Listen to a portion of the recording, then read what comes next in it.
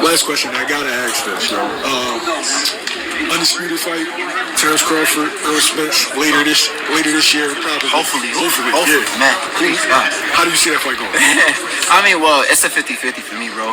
Like, I honestly feel like if Errol can lock in some early rounds, he can get a close decision before. If he can lock in early rounds while Terence is vulnerable and he does not adapt to yet, he can probably lock in, a close victory.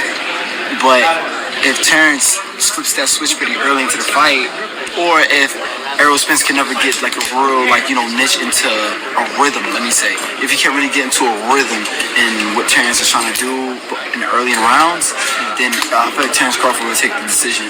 And who knows, the fight might not even go to decision because both of these guys is killers.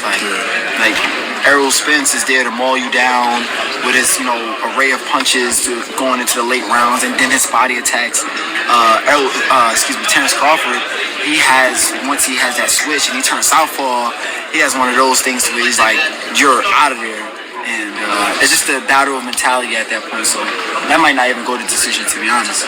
True. How do you fight a guy that can switch with power, speed? To be honest, I feel like for me, the way I would answer that is just having that experience, because it's not something that somebody can teach you.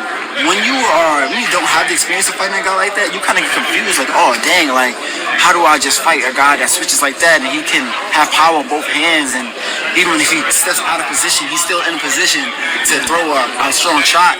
Like, you just kind of have to have the experience in fighting guys like that. And me having my amateur background, I've been boxing for 18 years, fighting at Olympic level for X amount of years. Like, I've seen that from time to time again. So it's just something you just got to kind of be aware of, to be honest. Okay. Thanks, Joe. Appreciate you.